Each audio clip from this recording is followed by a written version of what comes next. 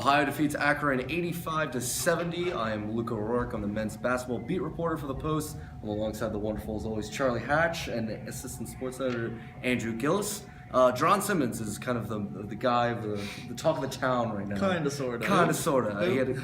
I'm sorry, who? Jaaron Simmons? Jaaron Simmons, yeah, 38 points, correct? Yes. 38 points on 10 of 16 shooting, alongside 5 assists and 10 rebounds. Yeah. So, that's Pete this Nakos is from Pete behind. Nakos is talking us behind. Fellas, what was your thoughts on today's game? It looked like kind of at half, Ohio, Akron, kind of firstly, it was a physical game. Oh, yeah. A lot of techs. But it also kind of at halftime, we were a little shaky. We didn't really know what was going to happen really until the last minute. I thought the game evolved. That first half was terrible. It was ugly. No one looked good, other than Jaaron Simmons. I forget how many, 13 points or something like that?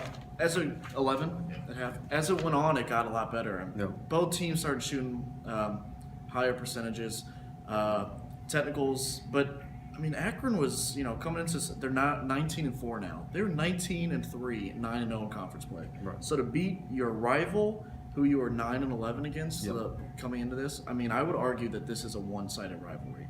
And tonight, at least recently. Recently. The last 12 games, Akron has won 9 of them. Yeah, and suddenly, Ohio, without its best player at home, beat the best team. And you know what? You guys have already mentioned Simmons. Simmons put up crazy points. Nobody would have expected him to score 38 points. Nice adjective. That's all Phillips couldn't find. Yeah, see, Coach Phillips said in the postgame presser he didn't have the adjectives for Jaaron Simmons' performance, so come up with them on your own. But the big thing for me, at least in this game, with 15:58 left in the second half, Isaiah Johnson picked up his 4th foul, and he sat until 4 minutes left in the game. Now that was big because in the first half, Isaiah Johnson he made all of his field goal attempts, and just watching him back down, whether it was Kaminsky or Carter or Gavin Block, they couldn't match up with him. It literally looked like a high schooler playing against the middle school kids, and those aren't bad basketball players for Ohio. He was just backing him down, physically demanding. Well, remember, just for context, last time Ohio played Akron, Big Dog his nickname is Big Dog. Big Dog had a double-double, and he was backing down Kaminsky. He was backing down Carter, or Taylor too. And Taylor actually had a pretty good game himself.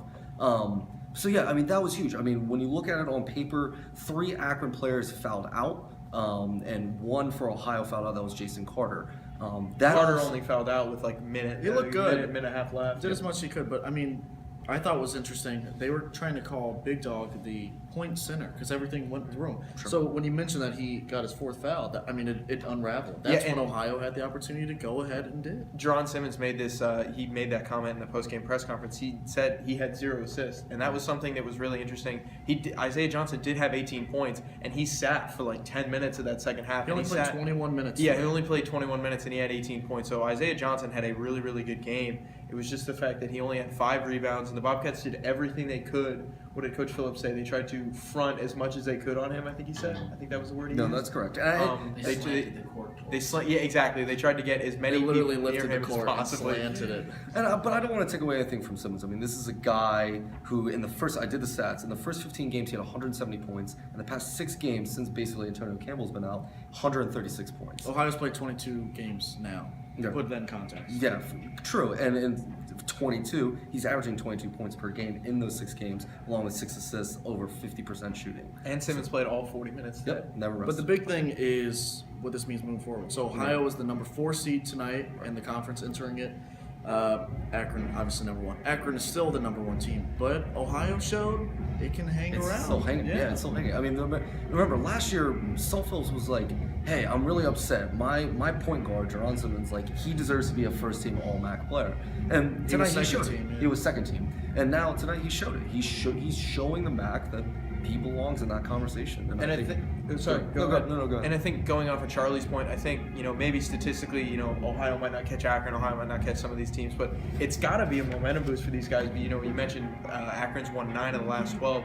Now it's kind of in their heads. We can beat Akron, we can beat these guys. Now you're not gonna, I guarantee you, if these 2 teams play again, Jaaron Simmons probably won't have 38 points, right. but Which is the most If by they're- a Bobcat since 2010. DJ Cooper had 43, but that was in 4 overtimes. It took Jaaron 40 minutes tonight. The last person to score over 35 points was March 10th of 2010 against Miami. thank you. Thanks, Pete. Yeah. That's why he's here in the background. Finally, the Bobcats they play Chippewas on Tuesday. Fire up Chips. It'll be another big game for the Bobcats since they basically Marcus Keene of Central Michigan. He's averaging 30 points per game. So Is that good?